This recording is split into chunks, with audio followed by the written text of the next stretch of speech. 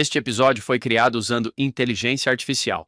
Bem-vindos à segunda parte com a doutora Crystal Pierce, Êxodo, capítulos 1 a 6. Esse era um ótimo plano até agora. Eu estou vindo, vou libertar o meu povo. Para uma terra de leite e mel, Moisés pensa. Esse é um ótimo plano. Adorei. Concordo com tudo isso, e é por isso que, no versículo 11, o que ele diz? Ele diz: quem sou eu? Sua identidade: quem sou eu? Um egípcio que vai entrar lá e mudar as coisas. Sou um hebreu e vou entrar lá para salvá-los. Sou midianita. Por que eu? Eu nem sei quem sou neste momento. Como posso fazer alguma coisa? Estive ausente por muitos anos. Vocês não me querem, eu prometo, não sou a pessoa certa para vocês. Adoro a resposta de Deus para ele. Estarei contigo. Sabes quem és? És meu filho. És meu profeta. É isso que és. Esta palavra é traduzida como certamente. Nesta palavra, Deus está dizendo: não podes falhar porque estou contigo. Vou te dar um sinal, e o sinal é que um dia você voltará a esta montanha com todas essas pessoas e poderá construir um santuário aqui e me adorar. Ele diz: esse é o seu sinal. Um dia você voltará. Gosto muito no versículo 12, quando ele diz: quando você tiver tirado o povo do Egito, não é se. E John, adoro quando você diz, quando ele pergunta, quem sou eu? Ele não diz, vamos lá, Moisés, vamos trabalhar na sua autoestima. Vamos ter uma aula de autoestima. Vamos te dizer o quanto você é incrível. Ele só diz, eu vou estar com você. E essa é a promessa que ouvimos todas as semanas à mesa do sacramento. Que podemos ter o Espírito dele conosco. Adoro isso. Quantas vezes ouvimos isso? Você nunca, jamais está sozinho. Temos algumas dicas aqui de que a razão pela qual Moisés falhou antes é porque ele simplesmente avançou com suas próprias forças. Agora, neste momento, Deus diz: não, eu estou com você. Você está indo com a força do Senhor agora, o que muda tudo. É interessante porque vemos Moisés como um grande profeta. Sabe, a comunidade judaica o vê como o melhor profeta. Se os profetas precisam da ajuda de Deus, tipo, o quanto eu preciso da ajuda de Deus. John, isso me lembra B.H. Roberts. Eu não sei ler. Uma das minhas histórias favoritas. Truman Madsen escreveu uma biografia de B.H. Roberts. Você já ouviu essa, Crystal? Ele viu um jornal sendo levado pelo vento. Ele estava em uma viagem de mendicância com algumas pessoas, pois sua mãe já tinha ido para os Estados Unidos e o deixado com um casal de conversos, os Tovis, cuja conversão era superficial. Ele vê um jornal sendo levado pelo vento e simplesmente acha tão mágico que esses pequenos símbolos possam falar com as pessoas. Isso é muito legal, ele diz em voz alta. Será que esses símbolos algum dia falarão comigo? Será que algum dia vou ler livros? Ele disse que ouviu uma voz interior que disse, sim, como esse IM. Sim, e você também vai escrevê-los. É a melhor história, ele disse. Fiquei sentado em silêncio por um longo tempo até que a senhora Tovey acordou e retomamos nossa viagem de mendicância. Finalmente, quando ele chegou a Utah, uma professora chamada Hannah Holbrook, a uma escola primária com o nome dela em Bountiful, Utah. Ela o ensinou a decifrar, foi o que Truman Madsen disse, e ele aprendeu a ler. Uau! Ele finalmente escreveu uma história abrangente da igreja. O legal que Truman Madsen disse é que B.H. Roberts teve que assumir, se estou entendendo bem os fatos, quando seu presidente de missão ficou doente, ele se tornou o presidente de missão interino lá, acho que nos Estados do Sul. Ele mandava cópias de sua história abrangente para seus ex-missionários e colocava o nome dele, e depois, embaixo do nome, escrevia: sim, e vocês vão escrever também. Que história incrível. Adorei isso. E é o mesmo Senhor que está fazendo isso. Estarei com você e você deve ver o seu futuro. Ele parece realmente bom. Você vai voltar a este momento. Ele conhece nosso verdadeiro potencial. Ele só precisa nos convencer. Sim, sim. Moisés tem uma pergunta interessante aqui, Crystal. Ele diz, tudo bem. Quando eu for até os filhos de Israel e disser, adivinhem quem é, estou aqui para salvá-los, eles vão perguntar, tudo bem, quem te enviou? O que você quer que eu diga? Moisés é realista. Preciso ser capaz de dizer a eles exatamente quem me enviou. É daí que vem o significado por trás do nome Jeová. Ele diz, é isso que você vai dizer a eles. Eu sou o que sou. Que maneira melhor de explicar quem é Deus do que dizer que ele existe? Ele está lá. Esse é o testemunho fundamental mais básico. Eu acredito que Deus existe. Eu acredito em Deus. Isso é importante para Moisés, se quisermos contextualizar um pouco aqui, porque os egípcios tinham mais de 2.000 deuses. Cada um tem um nome. E você pode imaginar que Moisés está... Eles vão querer saber qual Deus é esse. Jeová responde e diz: Eu sou Deus, o único Deus. Acima de todas essas outras divindades egípcias, esse é o significado do meu nome. E então ele esclarece dizendo: O Deus de Abraão, Isaque e Jacó. É isso que você vai dizer a eles que eu sou. As pessoas traduzem isso de maneiras diferentes. Algumas dizem: Ah, bem, é um presente. Eu sou. Outras traduzem como: Eu serei no futuro. Então ele menciona Abraão também. Eu existi, eu existo agora e eu existirei. Basicamente dizendo: Eu sou o infinito, eu sou a eternidade. Eu sou Deus, eu sou tudo. O que é uma descrição perfeita, perfeita de Deus. Tá, muito bom. Não sei. Talvez eu esteja interpretando demais o Moisés, mas ele deve estar pensando: Você tem ideia do que vão me dizer quando eu contar que estou aqui para atender às orações deles? Eles não têm um profeta há algum tempo. Sim, de repente, ele vai aparecer e dizer: Deus está falando comigo. Primeiro, quem é você? Segundo, quem é Deus? Essas são perguntas legítimas. Ele quer estar preparado quando voltar. Ele diz: A primeira coisa que você vai fazer é reunir os anciãos. Esses provavelmente são os chefes das famílias, dos lares, os patriarcas. Eles ainda tinham alguma hierarquia entre si, mesmo estando no Egito. E ele diz: Você precisa ir falar com eles primeiro. Ele basicamente diz que você vai dar a eles essas palavras código. Certamente eu vos visitei. Ora, essas eram as mesmas palavras profetizadas por José em Gênesis 50. E eles vão acreditar em você. Ele diz a ele que eles vão acreditar em você.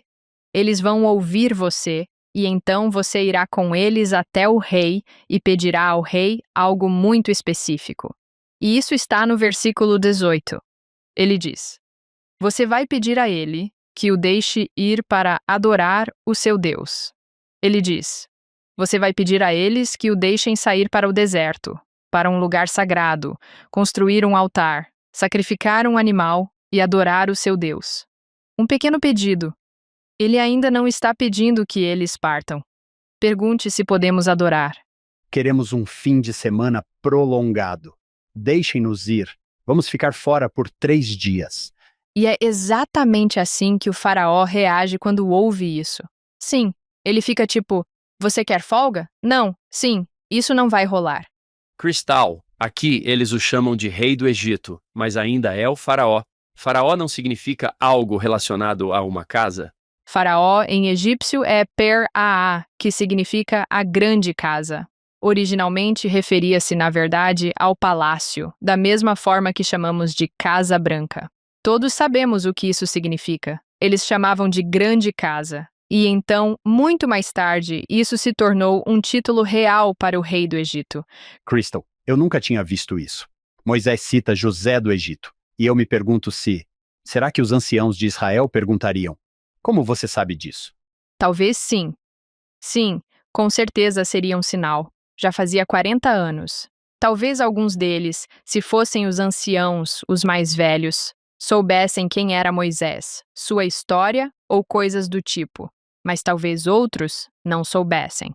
Mas seria definitivamente interessante que Moisés, de repente, estivesse citando isso. Ele está citando José. Gosto de momentos como esse em que eles não acreditam nele, não acreditam.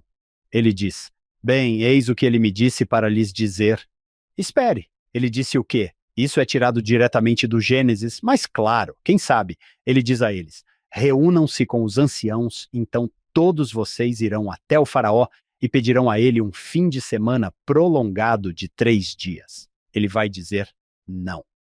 Ele tenta deixar bem claro para Moisés que no versículo 19, ele não vai deixá-los ir. Ele repete isso várias vezes. Isso não vai acontecer. Acho que Moisés está pensando em outras coisas nesse momento, porque ele parece esquecer disso. Sim, o Senhor o advertiu, e mesmo quando o faraó disse: "Tudo bem, vocês podem ir, mas agora vou persegui-los." Ele nunca realmente os deixou ir de vez. Ele diz no versículo 20: "Estenderei minha mão e ferirei o Egito." Ele está usando um símbolo egípcio aqui contra os egípcios, porque temos essa coisa na arte egípcia chamada cena da fela. Todo faraó se mostra com a mão erguida acima da cabeça, com prisioneiros, cativos ou estrangeiros, e ele tem uma massa ou algum tipo de arma e está ferindo. Isso definitivamente significa que o faraó não vai mais ser quem fere. O verdadeiro poder vem de Deus. É ele quem vai fazer justiça, basicamente. É ele quem tem poder e força. E ele faz essa profecia. Ele diz: "E na verdade, quando chegar a hora de vocês partirem, terão o favor dos egípcios. Vocês nem mesmo partirão de mãos vazias. Os egípcios vão dar-lhes todas essas coisas quando partirem." Há algumas traduções erradas aqui, então essa palavra pedir emprestado, a palavra em hebraico significa apenas pedir. Eles não pediram emprestado, não roubaram, não pegaram. Eles perguntaram aos egípcios: "Vocês nos dariam essas coisas?" E alguns dos egípcios eram amigáveis com eles e provavelmente disseram algo como: "Vocês estão partindo. Na verdade, nós os amamos. Levem essas coisas e sigam sua jornada." Alguns dos outros egípcios, provavelmente a maioria deles, disseram: "Saiam daqui, nós pagaremos para que vocês partam. Nós pagaremos para que as pragas nunca mais aconteçam, por favor." Eles não só vão deixar vocês irem, como vão pagar para vocês partirem. O quê? "Fique com meu ouro, desde que você nunca mais volte e leve essas pragas e outras coisas com você." Crystal, John, percebi que, embora Moisés tenha recebido essa garantia de Deus, ele ainda não está totalmente convencido. Isso está no capítulo 4, versículo 1. Moisés respondeu e disse: "Mas eis que Eles não vão acreditar em mim. eles não vão acreditar em mim e não vão me obedecer, porque eu sei o que eles vão dizer. Eles vão dizer: o Senhor não apareceu para você." Aqui está Deus tranquilizando, e Moisés é muito humano. Todo mundo precisa de fé. Todo mundo, os profetas, nós, todo mundo duvida de si mesmo às vezes, e Deus está tentando nos ajudar a nos sentirmos fortes e confiantes de que Ele está do nosso lado. Não é de se admirar que, acho que no capítulo 4, o Senhor finalmente fique um pouco frustrado e diga: "Chega de duvidar de si mesmo. Vá e faça o que eu lhe disse para fazer." Ele tenta trabalhar com Moisés a partir da situação em que Moisés se encontra. Então diz: "Tudo bem, Moisés. Vou te dar 3 milagres que você pode realizar. E se você realizar esses 3 milagres para os anciãos, eles saberão que são milagres divinos e que Deus está falando com você e te instruindo." Sabe, Moisés diz: "Eles não vão acreditar em mim e em tudo isso." E o Senhor faz-lhe uma pergunta. Ele responde: "O que tens na mão?" Moisés olha para baixo e ele é um pastor. Ele se afastou das ovelhas e de tudo e pensa: "Ah, é uma vara, mas é um cajado de pastor." Jeová diz: "Jogue-a no chão." Então ele faz isso. Ele a joga no chão. Ela se transforma em uma serpente e Moisés foge. Moisés é tão real. Ele é aquele que acabou de fazer isso e foge. Ele pensa: "Uma cobra." Espero que isso tenha feito o Senhor sorrir, Crystal. Espero que o Senhor... Por que você está fugindo dele? O Senhor tem senso de humor. Às vezes, percebemos que isso se perde por causa da tradução, da cultura e de outras coisas. Talvez tenha havido uma risadinha. Tem que ter havido uma risada ali. É interessante porque então ele diz: "Pegue a cobra pela cauda", o que não é como se pega uma cobra. Se você já viu domadores de cobras, eles vão direto para a cabeça. Prendem a cabeça, prendem as presas, prendem o veneno. Para mim, isso mostra progresso e fé, porque Moisés faz isso. Primeiro, ele está fugindo, e agora está de volta, pegando-a pela cauda, e ela se transforma em uma vara em suas mãos. Há muito simbolismo aqui em relação ao Egito Antigo. Esses sinais são para pessoas que são egípcias ou que viveram no Egito por centenas de anos. O cajado de pastor é um símbolo de realeza, poder e autoridade. Os faraós as impunham. Exatamente. Então, ele tem o cajado e o mangual. O cajado do pastor representa a misericórdia, então ele o usa para atrair as pessoas. O mangual, que é uma espécie de chicote, representa a justiça e serve para castigar as pessoas quando elas se comportam mal. E o rei deve ser esse equilíbrio entre justiça e misericórdia. Esse símbolo de autoridade, força e misericórdia agora está perguntando: quem empunha a vara agora? Quem detém a autoridade agora? Quem tem o poder agora? E é a mesma coisa com a serpente. É claro que existem divindades serpentes no Egito, e havia uma especificamente ligada ao rei. O nome dela é Wadjet. Ela está na coroa. Portanto, mesmo se voltarmos ao rei Tut, o Uraels, a cobra, essa é Wadjet. Wadjet protegia o rei cuspindo fogo. Ela é descrita como cuspindo fogo venenoso nos inimigos do rei e protegendo-o. É um símbolo de que uma divindade está protegendo você. Então, o que isso simboliza? Quem detém o poder divino agora? Quem tem a bênção de Deus agora? Quem detém a autoridade da realeza? Esse símbolo específico teria enviado uma mensagem forte. Isso é tão fascinante. John, você não adora ter um especialista aqui? O sinal, o símbolo da cobra, aqui pertence a Jeová, pertence a Jesus Cristo. É interessante porque nunca associamos a cobra a Jesus Cristo. Crystal, essa é uma discussão para mais tarde, mas isso é semelhante ao motivo pelo qual Moisés descreve Satanás como tentando ser uma serpente no jardim? Ele está tentando ser divino. Sim.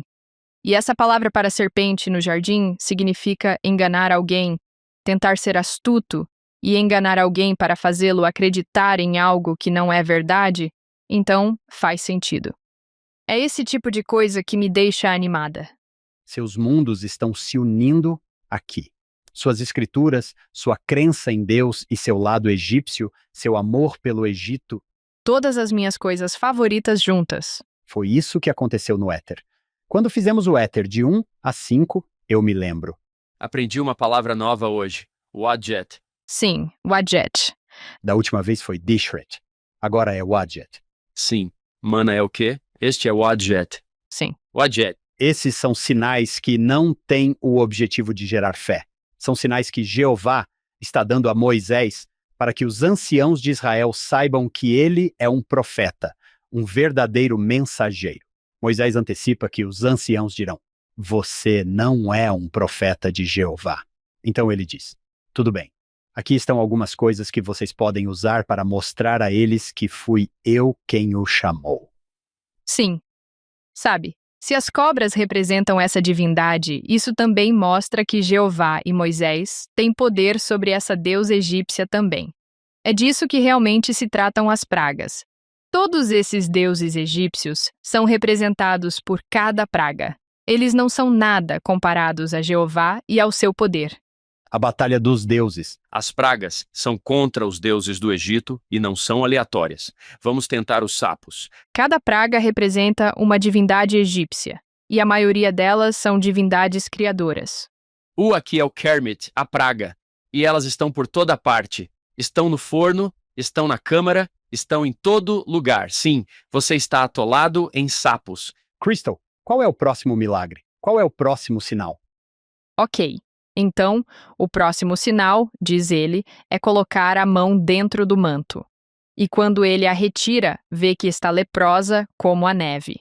Essa palavra leprosa nos faz pensar na doença de Hansen, uma forma muito específica de doença de pele quando pensamos em lepra, mas isso abrangia todos os tipos de doenças de pele. Em algumas delas, quando ficavam muito graves, a pele ficava branca e descamava. É isso que significa branca como a neve. É o pior tipo de doença de pele que se pode ter. O que é interessante sobre isso é que naquela época, acreditava-se que, quando alguém tinha algum tipo de doença física, era porque Deus a havia enviado como castigo. Acreditavam nisso no Egito, em todo o antigo Oriente Próximo, e a única maneira de se livrar dela era se Deus a tirasse. Isso definitivamente tem o objetivo de transmitir a mensagem de que se trata de algo divino. Esse sinal, causar lepra, curar a lepra instantaneamente, mostra que Deus está envolvido. Deus está dando esse poder a Moisés. Somente Deus poderia fazer algo assim. Estou consultando outras traduções e várias delas não usam leproso, mas sim doente. Sim, e isso faz um pouco mais de sentido. E acontecerá que se eles não acreditarem em ti, nem derem ouvidos à voz do primeiro sinal, acreditarão na voz do último sinal. Então, aqui estão 2. Só para garantir, caso a história da cobra não os impressione, tente o truque da mão. Sim, eles devem ser cada vez mais milagrosos. Quando chegamos ao versículo 9, ele diz que o último sinal, o maior sinal, é tirar a água do Nilo e derramá-la sobre a terra, e então ela se transforma em sangue sobre a terra. Isso é uma espécie de indício das pragas futuras. Uma antecipação, sim. Isso, mais uma vez, é o controle sobre a natureza. É claro que o Nilo era representado por um deus egípcio. Seu nome era Hapi. Isso significa, e Hapi é azul. Portanto, é essa ideia de que Hapi não controla o Nilo, os deuses egípcios e o faraó também não. Quem controla é Jeová, e Jeová está no comando do que acontece com a natureza e a criação. Então, para nós, isso são milagres, mas para eles isso teria um impacto ainda maior, dado o ambiente em que viviam, no Egito. Exatamente. Isso se destina a pessoas que são egípcias ou que vivem no Egito há centenas de anos. Elas reconheceriam tudo isso como um tipo de poder diferente de tudo o que já tinham visto antes. Sim. Crystal, tudo bem se eu rir na próxima parte, quando ele lhe concede esses 3 milagres e então Moisés diz: não acho que isso vá funcionar? Parece que o Senhor finalmente fica frustrado. Ele realmente faz isso. É quase como se Moisés estivesse dizendo: tudo isso é ótimo e tudo mais, mas eu não sou bom em falar.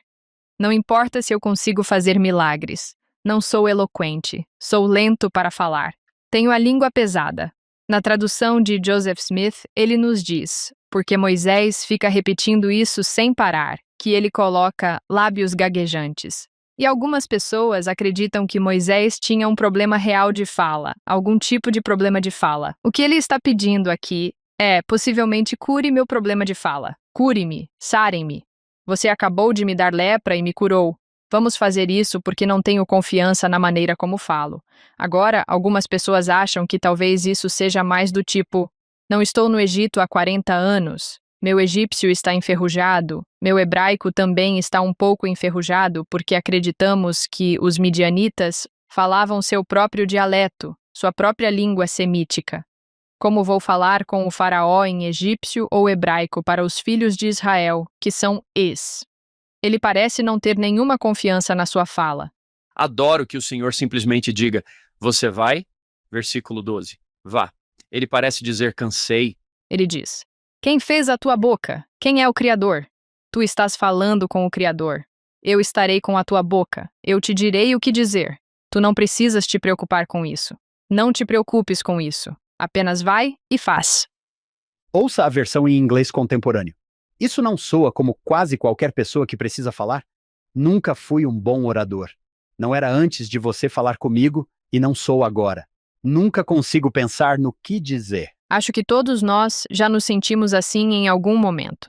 Toda vez que me coloco diante dos meus alunos, rezo: por favor, Senhor, ajude-me a saber o que dizer, a não gaguejar, a ser eloquente e a entender o que eles precisam. Eu também me preocupo com isso. Provavelmente estamos projetando isso no Senhor aqui, mas eu gosto da ideia de que Moisés fica inventando motivos pelos quais isso não vai dar certo. E eu realmente acho que isso é o ápice dessa questão de identidade, porque ao dizer a ele no versículo 12, eu estarei com a tua boca e te ensinarei o que dizer, ele está dizendo: tu és um profeta. É assim que definimos os profetas no Velho Testamento. Eles falam as palavras de Deus. Eles falam em nome de Deus. Então Moisés diz: Eu não consigo fazer isso. Não sou eloquente. Não sei egípcio, não sei hebraico. Não sei falar. Quem sou eu? O que estou fazendo? E Deus diz: Você é um profeta e estou com você. Você é um filho de Deus e um filho da aliança. Você consegue. E todas essas outras coisas são secundárias. Vamos resolver isso. O que importa é que estou com você. Crystal, não sei exatamente como interpretar o próximo versículo. Ele ainda está se opondo? Sim. Essa é uma tradução ruim. Ele basicamente diz: Eu irei se você me obrigar, mas se houver outra pessoa que você possa enviar, por favor, envia. É basicamente isso que ele está dizendo. Por favor, mande outra pessoa. Mas se você não conseguir encontrar ninguém mais na terra para enviar, então eu irei. E é por isso que o versículo 14 diz: A ira do Senhor se acendeu. Ele está tipo: Eu literalmente acabei de te dizer que estarei com você e vou te dizer o que dizer, e você ainda está duvidando de si mesmo? É interessante porque essa palavra ira aqui em hebraico, na verdade, é a mesma palavra que nariz ou rosto e significa respiração acelerada, como se você estivesse tentando manter a calma e a paciência, tentando não perder o controle. E eu penso em Deus sendo paciente e concedendo a ele um ato de misericórdia. Ele diz: E quanto a Arão? Arão está confiante em seu discurso. Ele ficará feliz em vê-lo. Eu adoro isso. Eles não se veem há 40 anos. Ele diz: Tudo bem, é ótimo, porque ele não diz: Então vou dizer ao Arão o que dizer. Ele não diz isso. Ele diz: O que vamos fazer é o seguinte: Eu vou te dizer o que dizer, e então você vai dizer a Arão o que dizer. E então Arão vai dizer aos filhos de Israel. Enviar Arão é tão misericordioso, é quase como treinar Moisés para se tornar confiante, e ele próprio um profeta, porque, eventualmente, Deus passa diretamente por Moisés. Deus diz a Moisés, e Moisés diz aos filhos. Ele não precisa mais de Arão como o intermediário, como aquele que fica no meio. Ele sabe, a essa altura, que é disso que Moisés precisa. Moisés não precisava de seu discurso, fosse por causa de um impedimento ou da língua, curado, sanado. Ele sabia que Moisés precisava de algum apoio, alguma ajuda por meio de Arão. E isso o levaria ao ponto em que ele se sentisse capaz o suficiente para fazer isso. Cara, estou acompanhando essa conversa. Parece tão humana. Vejo essa sarça ardente e milagrosa. Eu me aproximo. Moisés, você é meu filho. Acho que não. Acho que não sou o cara certo para você. Estarei com você. Vou te ajudar. O que eu devo dizer? Tem essa coisa legal que José do Egito disse. Dá isso para eles. E aí, eles não vão acreditar em mim. Tudo bem, aqui estão alguns milagres. Vamos te dar isso. Acho que não sei falar muito bem. Quem você acha que fez a boca do homem? Por favor, manda outra pessoa. Essa é uma conversa que muitos de nós já tivemos com o Senhor. Tem mais alguém que possa fazer isso? Sim. Há uma frase no manual de lições: Vem, segue-me, que diz: Deus dá poder às pessoas que ele chama para realizar sua obra. O presidente Benson dizia: A quem Deus chama, Deus capacita. É isso que o Senhor está dizendo a ele repetidamente. E por fim diz: Levaremos seu irmão com você. Sim, o Senhor sabe que ele é capaz. Moisés não acredita que é capaz. Para mim, isso é um ato de misericórdia. Às vezes, Deus responde às nossas orações, não tirando as dificuldades ou respondendo diretamente, mas enviando pessoas para responder às nossas orações. Ele age por meio das pessoas. É assim que Deus fala comigo. É assim que Deus responde às minhas orações. Isso ressoa em mim, o fato de ele enviar pessoas. A coisa mais estranha aconteceu há 10 anos na minha vida. Sei que foi há 10 anos, porque meu filho era recém-nascido, e agora ele tem 10 anos. Eu estava passando por uma grande transição na minha vida naquela época, tendo que escolher entre 2 caminhos. Ambos os caminhos eram bons. Era uma daquelas situações em que, eu estava tomando decisões sobre minha carreira, meu futuro, e senti Deus me dizendo para seguir um caminho e fazer uma escolha, e ele estava sendo muito claro sobre isso. Mas eu sentia que outras pessoas na sociedade, meus amigos, tinham outros conselhos e achavam que talvez esse outro caminho fosse o caminho certo a seguir. Eu estava tendo dificuldade em dar esse salto de fé, indo contra o que todo mundo dizia para seguir o que eu sentia que Deus estava me dizendo para fazer. No meio de tudo isso, ficamos acordados até tarde uma noite. Era tipo 1 ou 2 da manhã, como acontece com os pais quando tem um recém-nascido em casa, bem tarde, e ouvimos alguém bater na porta. O George desce. Olha. Eu pergunto: quem é? O que é isso? E ele disse: tem uma menina lá fora chorando. E ele perguntou: o que a gente faz? E eu disse: deixa ela entrar. Abre a porta. Traz ela dentro, sabe? Porque esse é o meu instinto, certo? É imediatamente tipo: menina chorando? Então eu abri a porta e tinha uma menina lá. Quer dizer, ela devia ter uns 19 ou 20 anos. Ela estava soluçando. Nunca a tinha visto antes. Não fazia ideia de quem ela era. Nós a convidamos para entrar. Eu me sentei com ela no sofá. Ela disse que tinha se formado no ensino médio e conhecido um rapaz, se apaixonado por ele, e que ele a tinha convencido a fugir com ele, sair de casa, e tinha prometido todas essas coisas. Vamos nos casar, vamos fazer tudo isso. E nesse meio tempo, ela meio que se desentendeu com a família, porque eles achavam que ela estava tomando a decisão errada. Ela estava com ele há alguns meses e percebeu que tinha tomado a decisão errada. Eles nunca iriam se casar. Ele não iria cumprir essas promessas e ela se sentia perdida e sem esperança, sem saber o que fazer. Ela sentia que não podia procurar a família porque eles não a aceitariam de volta. E ela disse que estava dirigindo naquela noite, só soluçando, chorando, tentando decidir o que fazer.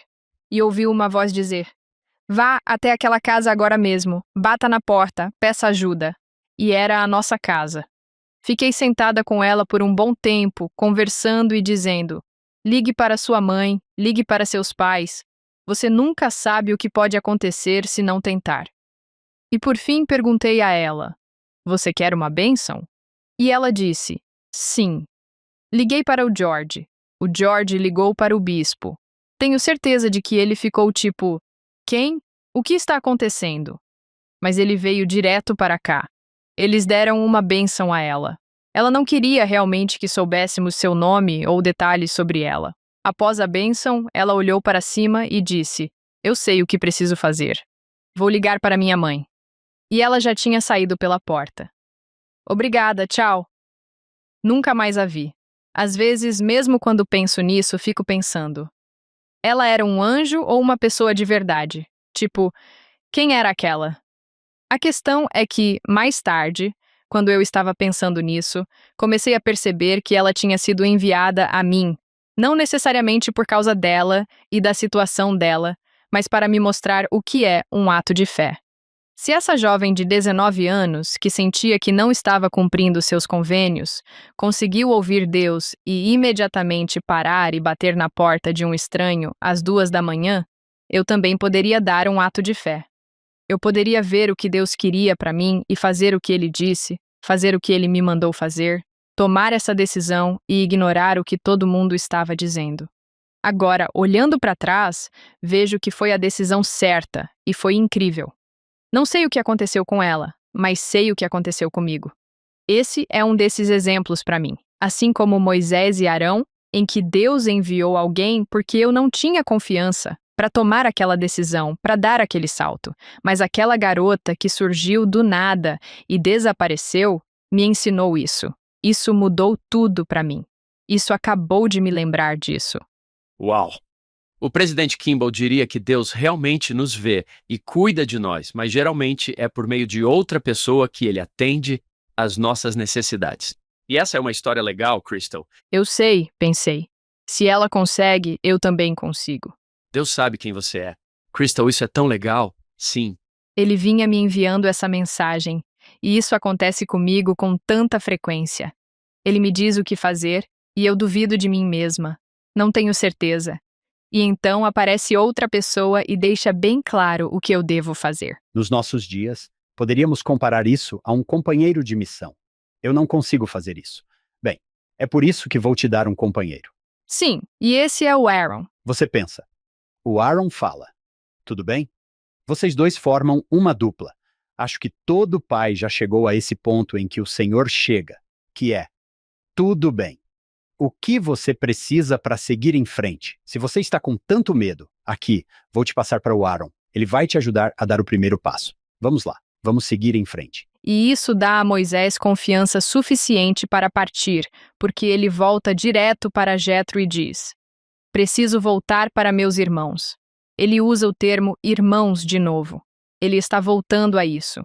Preciso voltar para o meu povo, vou salvar o meu povo. E preciso voltar para o meu irmão, porque ele vai ser quem realmente vai me ajudar. E ele arruma as coisas da esposa e dos filhos, e eles partem em direção ao Egito. É engraçado porque o Senhor o lembra novamente no versículo 21. Ele diz: a propósito, já mencionei isso, mas quando você pedir ao faraó, ele não vai deixar você ir. É interessante porque diz: eu endurecerei o coração dele. Acho que imediatamente pensamos: uau, espere um minuto, uau. Deus não fica por aí endurecendo o coração das pessoas. Os comentários debatem-se com isso e tentam todo tipo de malabarismo linguístico para fazer isso funcionar. E o que temos? Temos a tradução de Joseph Smith. Ele diz que o faraó endurecerá o seu coração. Ele deixa bem claro que estamos falando do faraó. Obrigado a Joseph Smith. Obrigado a esse profeta que está nos ensinando sobre este profeta aqui. É incrível. Sim, que bênção não ter que lidar com isso. Faz sentido. Ele faz isso tantas vezes ao longo de tudo isso. Ele esclarece, acrescenta. Parte disso vem de seu próprio trabalho árduo, conhecimento e estudo do hebraico. E muito disso vem da revelação de Deus, com Deus ajudando-o a compreender melhor essas passagens. É incrível. Crystal, você está nos lembrando disso porque disse que Moisés vai parecer esquecer essa parte. Sim, esquece. Ele diz: é exatamente isso que você vai dizer ao faraó. E isso está no versículo 22. Temos o assim diz o Senhor, que é uma marca de um profeta. Quando um profeta diz assim diz o Senhor, é quase como se Deus dissesse, entre aspas, Israel é meu filho, sim, meu primogênito. Deixa meu filho ir para que ele possa servir, adorar e oferecer sacrifícios a mim. E se tu recusares, então teu filho, teu primogênito, será morto. Isso ficou intenso bem rápido. Sim. Você não o deixa ir. Se você observar isso, diz primogênito, depois ele diz filho e depois primogênito. O que significa que há uma relação de aliança aqui. Quando fazemos um pacto com o Pai Celestial, fazemos um pacto com o Salvador, há uma relação. Isso significa que temos promessas e eles têm promessas. Quando o pacto é quebrado, que é o que ele está dizendo aqui, se você não os deixar adorar, o pacto é quebrado, a justiça está por vir e eles não vão morrer. Você pode pensar, bem, o Senhor está exagerando um pouco aqui. Ora, ele fez uma aliança com Abraão, certo? Ele prometeu a Abraão que essa família abençoaria todas as famílias da terra. Não fazer isso seria Deus não cumprir a sua parte da aliança. Existe a misericórdia da aliança e existe a justiça da aliança. A justiça recairá sobre o faraó, porque é ele quem está prejudicando todas essas promessas da aliança. Posteridade, prosperidade, sacerdócio. Eles não têm permissão para adorar, não têm permissão para oferecer sacrifícios, não têm permissão para ir a Canaã. Ele diz, vá avisar o faraó. Isso é um problema. Sim, isso me lembra, John. Aposto que você pode citar isso. O Senhor diz, é melhor você estender seu braço insignificante e deter o rio Missouri em seu curso predeterminado do que... É sobre as revelações que estão caindo sobre a cabeça dos santos dos últimos dias. Sim, para impedir que o Todo-Poderoso derrame conhecimento do céu sobre os santos dos últimos dias. Então ele diz, não tente impedir isso. O que vai acontecer? Ele vai fazer isso? Tipo, ele vai mesmo fazer isso?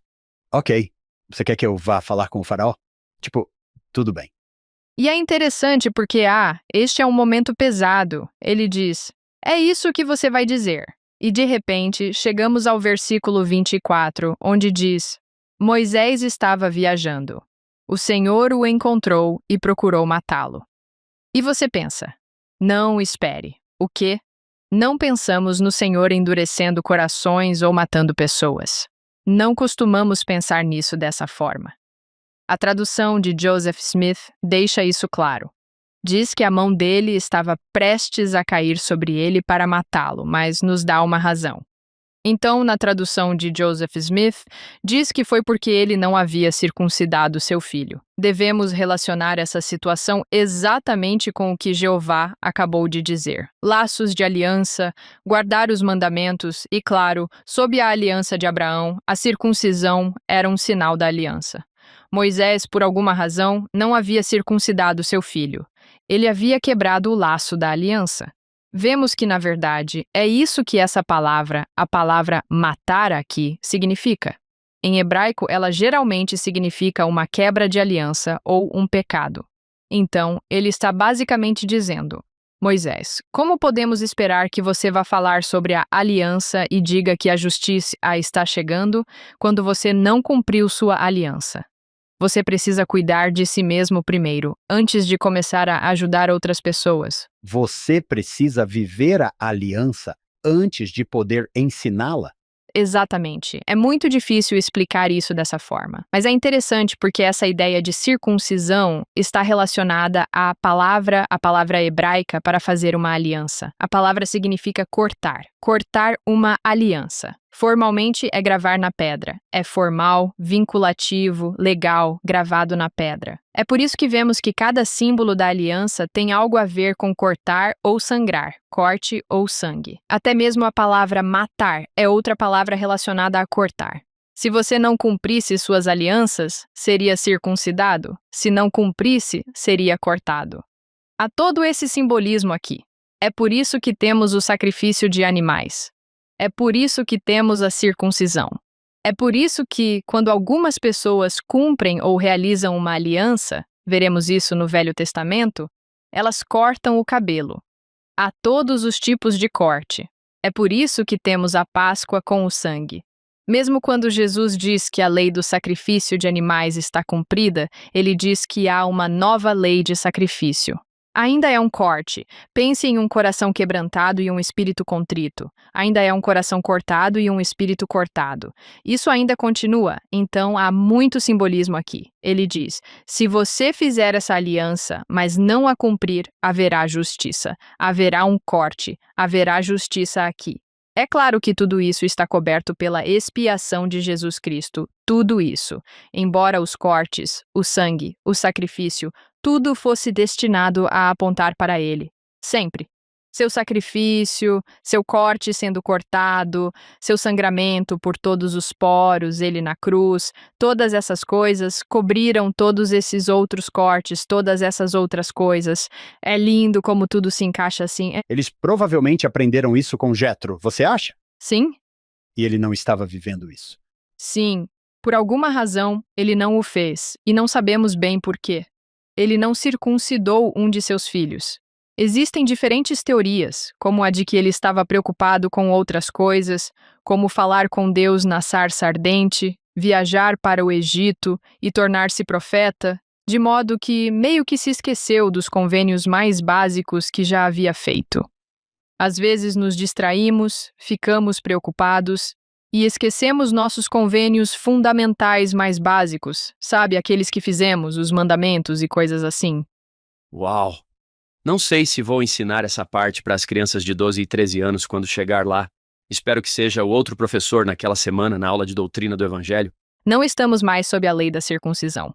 Mas o princípio ainda existe de que você precisa viver o Evangelho antes de poder ensiná-lo e que a esposa o ajuda a viver o Evangelho. O apoio é como: deixe-me assumir o controle aqui, ou a faca. É fascinante porque Moisés poderia simplesmente ter feito isso. Moisés poderia ter dito: eu sou o profeta, eu sou o pai, eu vou fazer isso. Mas é Zípora quem intervém. Ela pega uma pedra de sílex. Trata-se de uma faca de sílex. Essas eram muito mais higiênicas, afiadas e fáceis de se conseguir. Ela usa isso para circuncidar o filho. Ela intervém. É a mesma razão pela qual, quando eles fizeram a aliança, ele disse: coloque sua mão debaixo da minha coxa. A ideia é de posteridade. Sim, mas remonta à criação, sabe? E é por isso que ela o chama de marido sangrento. O que soa horrível, ou como se você estivesse xingando ou algo assim em outro país. Basicamente, ela está dizendo: Sua aliança está restaurada. Sua relação de aliança está restaurada. Por meio de Zípora, por meio das ações dessa mulher. E no versículo 26 diz: Então ele o deixou ir. Isso significa que Jeová deixou Moisés ir. Joseph Smith também nos mostra isso. Na tradução, ele deixa isso muito claro. Graças ao raciocínio rápido e à ação rápida de Zípora, ela consegue basicamente salvar Moisés e restaurar essa relação de aliança para que ele se torne mais uma vez um marido do corte, um marido de sangue. A nota de rodapé diz que há algum significado de aliança nisso, também no versículo 26, como você acabou de dizer. Sim. Crystal. Então ele o deixou ir. Essa será a mesma linguagem que eles usarão com o faraó. Sim. Se você cumprir a aliança, será salvo. Essa é a promessa. Se não cumprir, então a justiça se fará valer. Sim.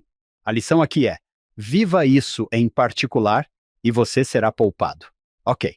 Agora vá fazer isso. O mesmo vale publicamente. Você vai lá, fala com o faraó, cumpre suas alianças. Talvez o Senhor realmente não estivesse tentando matá-lo, mas sim ensiná-lo. Sim, é justiça. Quando pecamos, morremos espiritualmente. Somos mortos espiritualmente quando pecamos. Ficamos cada vez mais separados de Deus. E a única maneira de superar isso é restaurar esse relacionamento por meio do arrependimento, por meio da expiação. Acho que essa é a lição aqui. E adoro que Zípora seja quem intervém e o ajuda. Moisés tem todo esse apoio, tanto apoio enquanto passa por isso. Acho que esse é um princípio absolutamente verdadeiro. Primeiro, temos que viver o que ensinamos. Não há poder em tentar ensinar princípios que você não vive. E segundo, seu cônjuge pode ajudá-lo a viver o que você ensina. Ninguém conhece as partes íntimas da sua vida como seu cônjuge. Posso dizer isso da minha vida. Tento ensinar o evangelho e tento viver o que ensino. E minha maravilhosa esposa, Sara, me ajuda a viver o que ensino. Há uma ótima história aqui, embora seja contada de uma maneira um pouco estranha. Sim, e adoro que o nome de Zípora signifique passarinho. Mas ela não é um passarinho. Acho que na cabeça dela, ela pensa: vou salvar meu marido, vou salvar meu filho, e farei o que for preciso para ajudar minha família, intervir e salvá-los. Você mencionou isso sobre cônjuges, porque sei que é a mesma coisa para mim com o George. Somos tão diferentes um do outro que preenchemos as lacunas um do outro. Somos peças de quebra-cabeça. Ele é tranquilo e relaxado, e dá passos gigantescos de fé, tão gigantescos que fico com medo por ele. Sabe, ele acredita que tudo vai dar certo, e dá mesmo. Já para mim, penso: vai dar certo se eu tiver uma planilha e um plano de 20 etapas. Mas trabalhamos juntos e nos equilibramos dessa forma. Adoro que Moisés e Zípora também se equilibrem. Acho que foi o Elder Maxwell que falou sobre casar com alguém com competências complementares. Isso é bom. Você é forte onde eu sou fraco e vice-versa. E se sua esposa tiver uma pedra afiada? Moisés fugiu. E Moisés fugiu. Ela simplesmente age. Adoro isso. Moisés é aquele que quer as instruções e a confiança, e ela simplesmente se lança de cabeça. Vamos lá. Isso é ótimo. Costumo dizer: se eu estiver fazendo algo errado, o Senhor vai me dizer ou vai dizer à minha esposa. Geralmente é assim que acontece. Normalmente não vou contar para alguém da minha ala. Ele geralmente vai me dizer ou vai dizer à minha esposa: algo precisa mudar. Agora ele está pronto, Crystal? Nossa, isso tem exigido muita orientação e muito acompanhamento. É muito treinamento. Um vai e vem com Deus, sim. Se Moisés é o melhor e é por isso que ele passa, nós também temos que passar por algumas coisas para alcançar todo o nosso potencial. E a gente meio que pensa nesse ponto que Zípora e as crianças voltam. É hora delas voltarem. O bebê acabou de ser circuncidado. Elas precisam cuidar disso, mas Moisés segue em frente. Dizem a Arão para ir ao encontro dele, e eu adoro isso. Diz que quando se encontram, ficam muito animados. Já se passaram 40 anos desde que esses irmãos se viram. Talvez até Arão pense: Moisés está morto? E Moisés pense: Arão ainda está vivo? Eles se veem e diz que se beijam. E esse beijo, muitas vezes, quando vemos isso em hebraico, sinaliza uma relação restaurada. Esaú e Jacó se beijam quando se encontram. Davi e Absalão se beijam quando se encontram. É como se dissessem: estamos juntos de novo, somos inseparáveis, vamos fazer isso juntos. Quase representando novamente uma relação de aliança. Moisés diz a Arão: será que Arão está pensando, o quê? Você consegue imaginar contar essa história? E então ele disse isso, e eu disse aquilo, e então ele disse: jogue a serpente no chão. Arão está indo. Acho que Arão pensou: da última vez que te vi, você tinha matado um egípcio e ido embora. Sim. Agora ele pensa: você é um profeta? O que aconteceu? O que está acontecendo? Mas ele acredita nele. Ele o aceita. Ele diz: vamos lá. No versículo 29 diz: eles vão até os anciãos e realizam os sinais. E no versículo 31 diz: o povo acreditou. O povo acredita. Moisés provavelmente pensa: sucesso. Finalmente, meu povo acredita em mim. Eles me aceitam. Isso vai dar tudo certo. E isso nos leva ao capítulo 5. Eles chegam ao faraó. Eles dizem: assim diz o Senhor Deus de Israel: deixe meu povo ir para que possam celebrar uma festa, um sacrifício, adorar no deserto. Exatamente o que o Senhor lhe disse para dizer.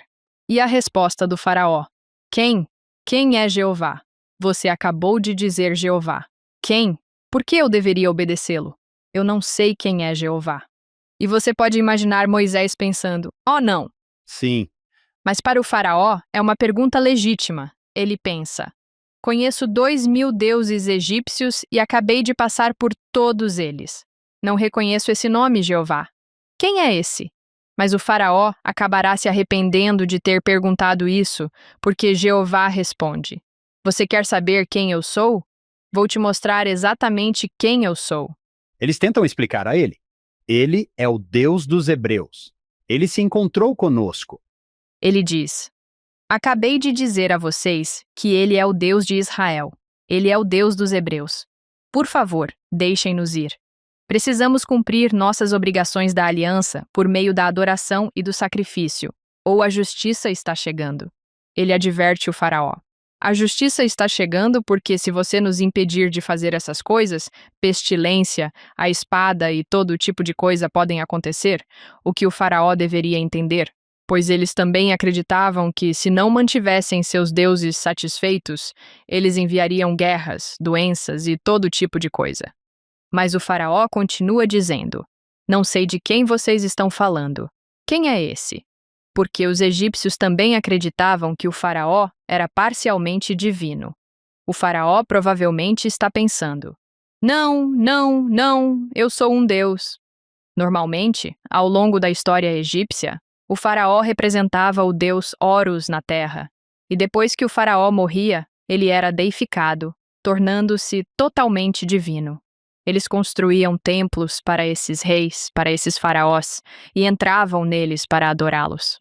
Mas alguns reis egípcios, e um ótimo exemplo disso é Ramsés II, decidiram que queriam ser adorados em vida. Então se deificaram totalmente, tornando-se deuses enquanto estavam vivos. Ramsés gostava muito de si mesmo. Ele construiu tantos templos onde as pessoas pudessem adorá-lo. Ele até construiu um templo, e as cenas no templo dele mesmo se adorando como um deus. Era assim que eles se sentiam. Ele gostava muito de si mesmo. Bem, eu consigo ver que o faraó também está tipo: não. Não há Deus mais forte do que eu. Não há Deus mais forte do que o Deus egípcio de Faraó. E é por isso que ele está dizendo: quem é esse? Ele não tem poder. E ele manda o Moisés voltar ao trabalho. Ele basicamente acusa Moisés e Arão de tentarem pedir folga para os filhos de Israel. Ele diz algo como: vocês são apenas preguiçosos, e são tantos. Dá para imaginar como isso afetaria nossa força de trabalho? Se eu simplesmente os deixasse ir e passar 3 dias no deserto, com todos os sacrifícios, e depois mais 3 dias de volta, isso daria 1 semana de folga. Não vou fazer isso. Isso é uma desculpa, diz ele. E então o faraó diz: querem saber? Se vocês têm tanto tempo para pedir folga, se sentem tão adiantados no trabalho, bem, vamos dar-lhes mais trabalho. Na verdade, vamos dobrar a carga de trabalho de vocês. Ele vai até os capatazes, e os capatazes são os egípcios responsáveis pelas equipes de trabalho. No versículo 6, eles são oficiais. E os oficiais são, na verdade, alguns dos hebreus. E a palavra aqui para oficial está relacionada à palavra para escriba. Portanto, esses são os filhos de Israel que estão registrando o que está sendo realizado em termos de trabalho.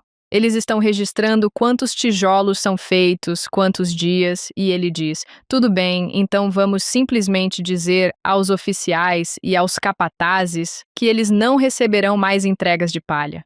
Eles terão que ir buscar sua própria palha, seus próprios agentes de ligação. Se eles têm tanto tempo para pedir férias, vamos dar-lhes mais trabalho para fazer. Vou te dar motivos para chorar. Está neste versículo 8. Diz: a cota de tijolos. Essa é uma tradução estranha para se referir à cota.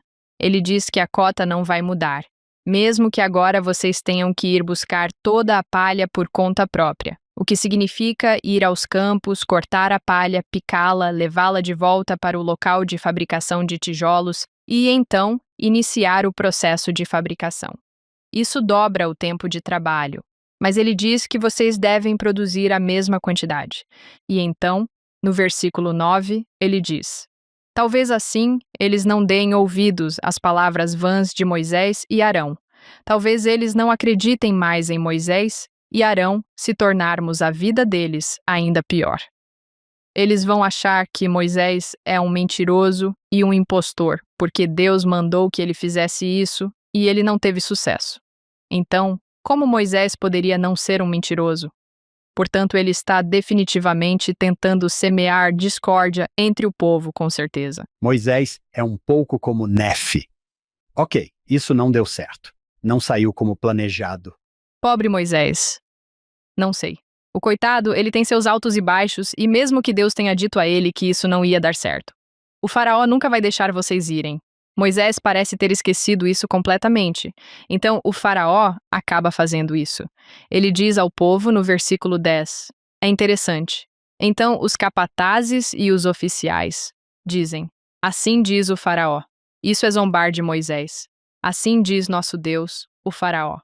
E eles não conseguem acompanhar o ritmo claramente e são espancados por isso. Os oficiais acabam voltando ao faraó e perguntam: por que você está nos espancando? Alguém não entregou a palha. Seu povo não está entregando a palha.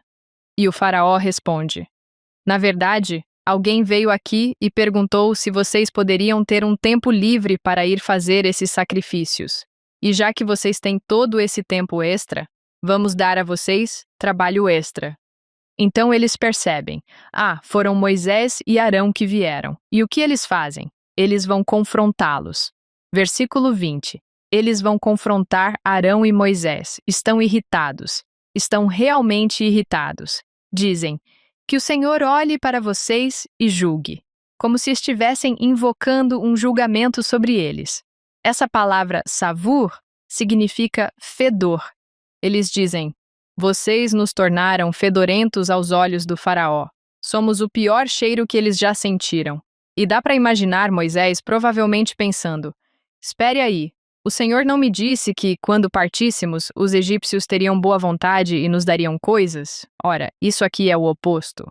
Aqui está a versão em inglês contemporâneo do versículo 21. Então os homens disseram: esperamos que o Senhor castigue vocês dois por fazer com que o rei e seus oficiais nos odeiem.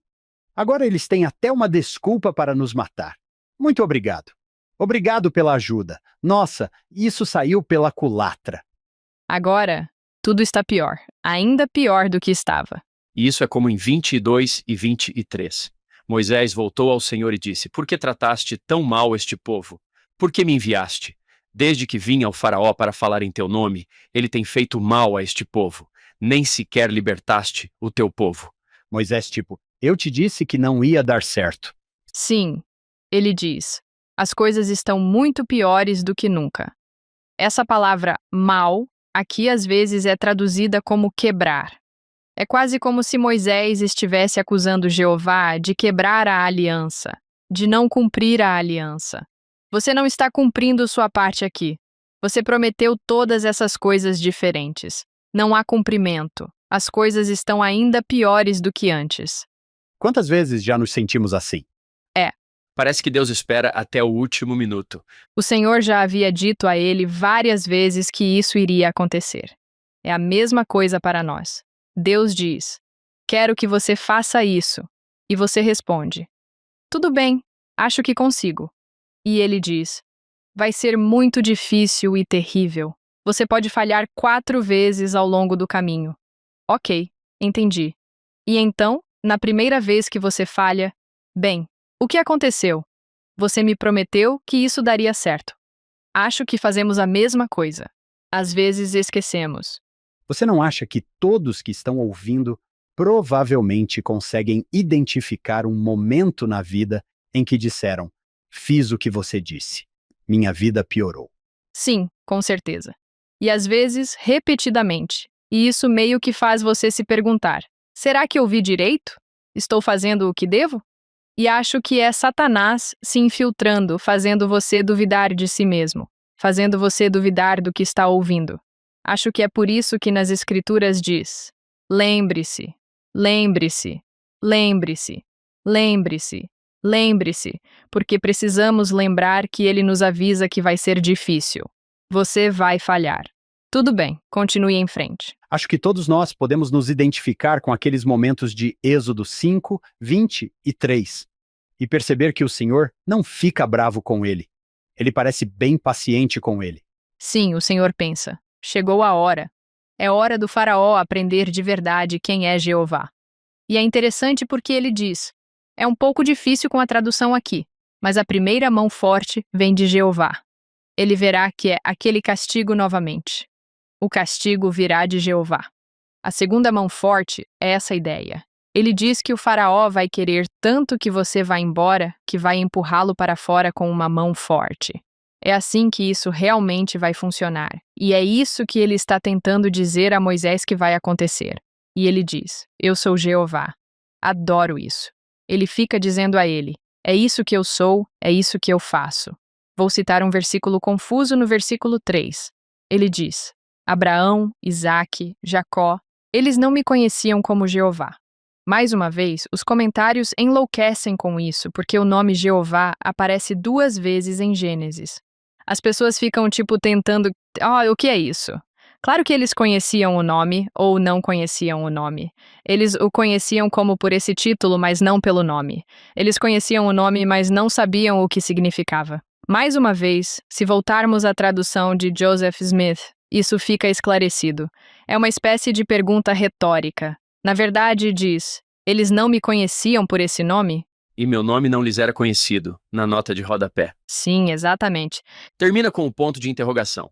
O presidente Oaks disse: eles sabiam o nome de Deus. Eles sabiam com certeza. Sem dúvida. Adorei isso. Ficou esclarecido novamente. Não precisamos mais discutir isso. Faz sentido para nós. Ele diz: estabeleci meu convênio com eles, eu ouvi. É o mesmo lugar, Crystal? Eu ouvi. Eu vi. Sim, entendemos. Lembro-me da aliança. Já ouvi isso, lembro-me. Eu vos tirarei de debaixo do jugo dos egípcios. Na verdade, esta é a palavra libertar. É a mesma palavra que temos visto. Seria útil se realmente dissesse libertados. Sim, a nota de rodapé diz hebraico libertar. Nota de rodapé 6C. Esse é o ponto principal. Devemos entender que essa libertação física da escravidão e do cativeiro tem o objetivo de nos ensinar sobre a libertação espiritual do pecado e da morte espiritual. Trata-se de redenção. Circulei todos os pronomes eu e agora está cheio de bolinhas vermelhas por toda parte. O Senhor vai fazer isso. Ele vai usar Moisés e Arão, mas sou eu quem vai fazer. Sim, adorei. Ele está chegou a hora. É hora de te tirar daí. Faraó teve a chance de usar seu livre-arbítrio. Agora, o que Jeová faz a seguir é simplesmente... Sim. Aí vem. E ele foi avisado tantas vezes que é o que o Senhor faz. Moisés pede, acho que contei umas 6 vezes, para que eles simplesmente fossem adorar, nem mesmo para deixá-lo ir. Apenas deixem-nos ir adorar. Ele pediu 6 vezes e disse: Se não o fizerem, a justiça e o julgamento estão chegando. O faraó foi avisado. Não é como se ele nunca tivesse ouvido isso. Ele está ciente. Sim. E não só ele não o deixa ir, como torna tudo mais difícil para eles, para que nunca consigam adorar Jeová. Você está absolutamente certa, Crystal. Ele fez a pergunta: quem é Jeová para que eu deva obedecer à sua voz? Você está prestes a descobrir. Sim, estamos chegando ao fim e a coisa vai ficar um pouco estranha daqui a pouco. Tudo bem. Talvez não seja mais estranho do que antes, mas há alguns versículos lindos aqui nos versículos 7 e 8. Ele diz: Eu vos tomarei como meu povo. Adoro isso. Vocês são o meu povo. Eu sou o seu Deus. Esta é uma relação de aliança, e é uma espécie de antecipação da aliança mosaica que eles vão celebrar no futuro. E essas eram as coisas que foram prometidas a Abraão, certo? Ele será o seu Deus. Vocês serão o seu povo. Vocês estarão juntos. Há um subtexto aqui. Jeová também está dizendo: Eu serei o seu líder, o seu governante, o seu guia, o seu instrutor, o seu legislador. O faraó, vocês não são o povo dele. Vocês não pertencem ao faraó. Vocês pertencem a mim. A partir de agora, se conseguirmos tirá-los de lá e vocês construírem aquele santuário, aquele tabernáculo, eu lhes darei novas leis para seguirem. Eu vou proteger vocês. Eu vou ajudar vocês. E essa é a bela promessa do que é um relacionamento de aliança. Vocês fazem uma aliança com ele, vocês são o povo dele. Adoro o versículo 8, onde diz que ele jurou, assim como Deus jura, e em hebraico, isso significa levantar a mão. É como se Deus fizesse um juramento aqui. Ele faz uma promessa. É uma promessa vinculativa.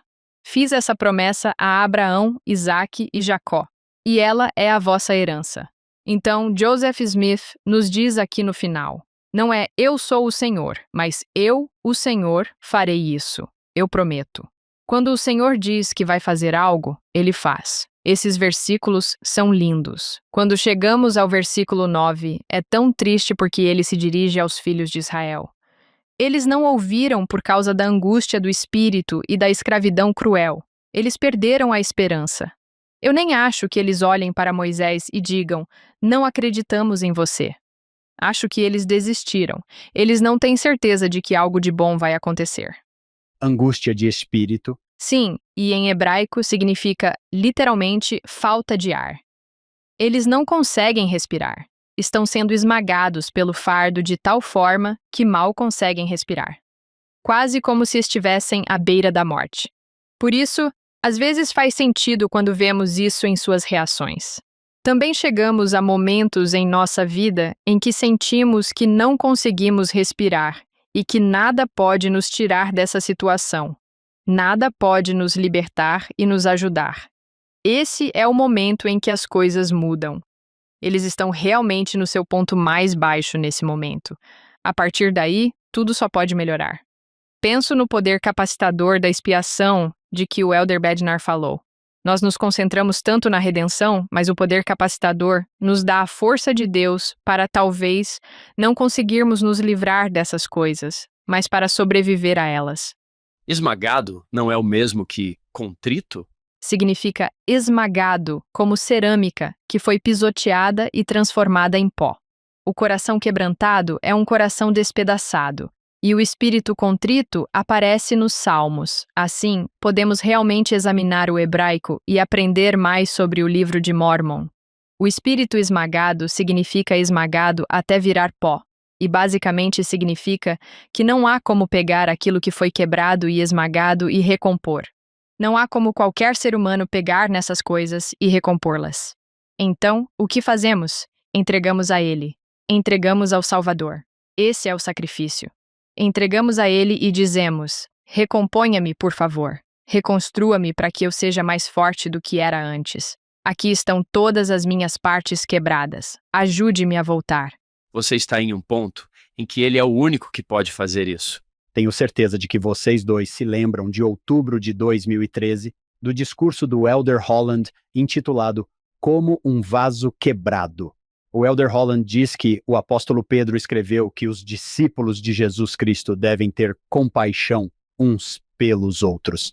Nesse espírito, desejo falar àqueles que sofrem de alguma forma de doença mental ou distúrbio emocional. Ele então começou a falar sobre depressão, transtorno depressivo maior. Ele diz que é uma aflição tão grave que restringe significativamente a capacidade de uma pessoa de funcionar. Isso soa como o versículo 9.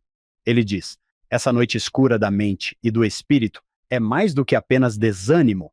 Eu vi isso acontecer a um homem absolutamente angelical, quando sua amada esposa de 50 anos faleceu. Eu vi isso em mães recentes com o que é eufemisticamente chamado de baby blues, depressão pós-parto.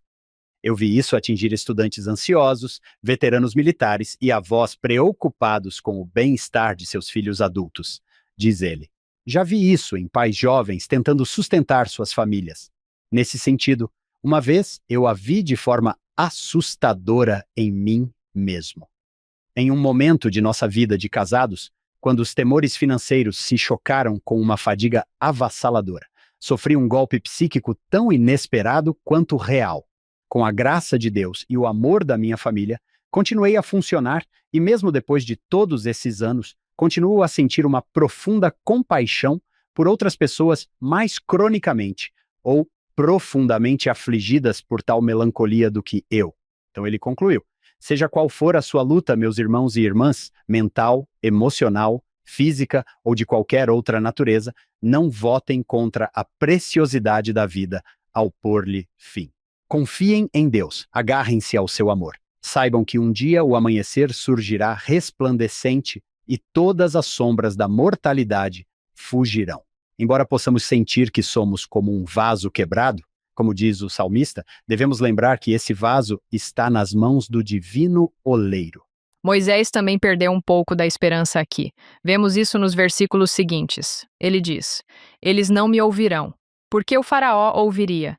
E então ele se refere a si mesmo como tendo lábios incircuncisos, basicamente lábios que estão cobertos, lábios que não podem desempenhar sua função, lábios que não são capazes de falar. Isso é usado às vezes para se referir a ouvidos que não conseguem ouvir bem. É difícil. Eles estão nesse ponto em que isso é uma virada, é uma mudança. É aí que Jeová pode intervir e libertá-los e salvá-los. E essa é a mensagem aqui. Somente por meio de Jesus Cristo podemos ser salvos. Crystal, conduza-nos para a próxima semana. O que está prestes a acontecer? Parece que a tensão já está no ar. É engraçado porque, de repente, a história simplesmente para por aqui e temos uma longa lista de nomes. Claro. Mas isso serve para nos preparar. Coisas grandiosas estão por vir. As alianças serão cumpridas. A libertação está próxima. Isso serve para lembrar a todas as pessoas e a todos nós que está acontecendo agora. É a hora. Está acontecendo. Serve para nos dizer que há 4 gerações. Eles traçam a linhagem dos levitas, porque estão demonstrando a autoridade de Moisés e Arão.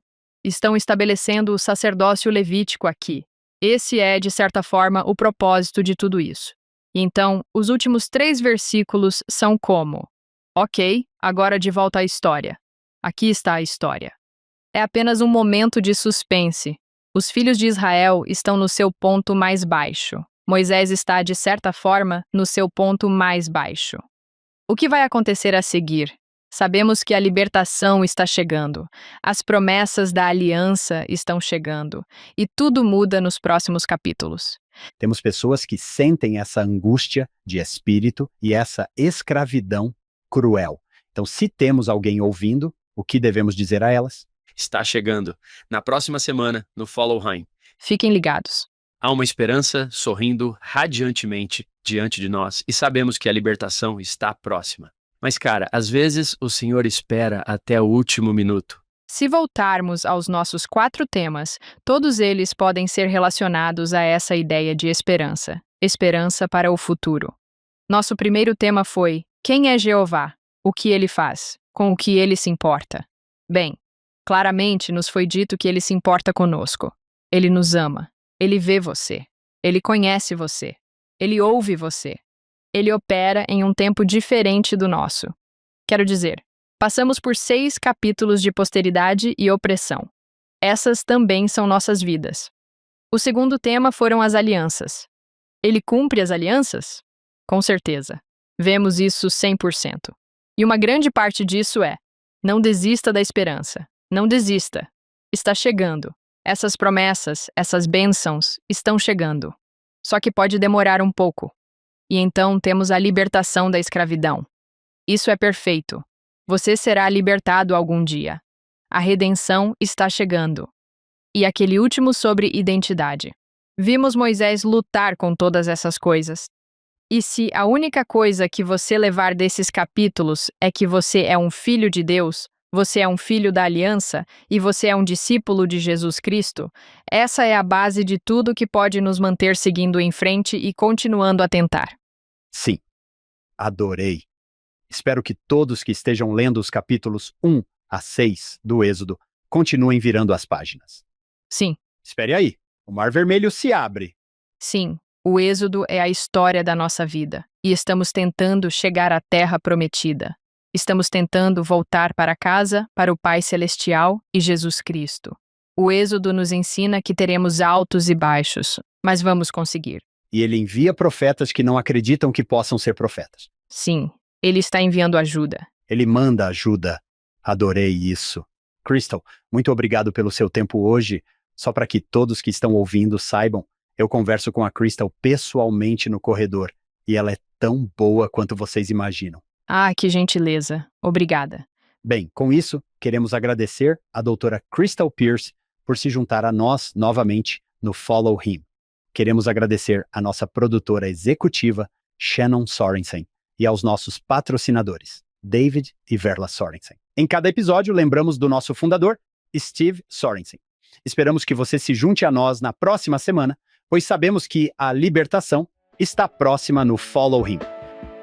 Como forma de agradecimento aos nossos maravilhosos ouvintes, adoraríamos presentear vocês com a versão digital do nosso livro, Encontrando Jesus Cristo no Velho Testamento.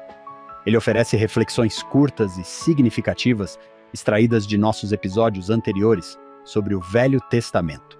Acesse followhim.com, ou seja, followhim.com, para baixar sua cópia gratuita hoje mesmo, e você também encontrará o link para adquirir a edição impressa. Obrigado por fazer parte da nossa família Follow Him. É claro que nada disso seria possível sem nossa incrível equipe de produção. David Perry, Lisa Spice, Will Stoughton, Crystal Roberts, Ariel Quadra, Heather Barlow, Amelia Cabuica, Sidney Smith e Annabelle Sorensen. Quaisquer que sejam suas dúvidas ou problemas, a resposta sempre se encontra na vida e nos ensinamentos de Jesus Cristo. Volte-se para ele, siga-o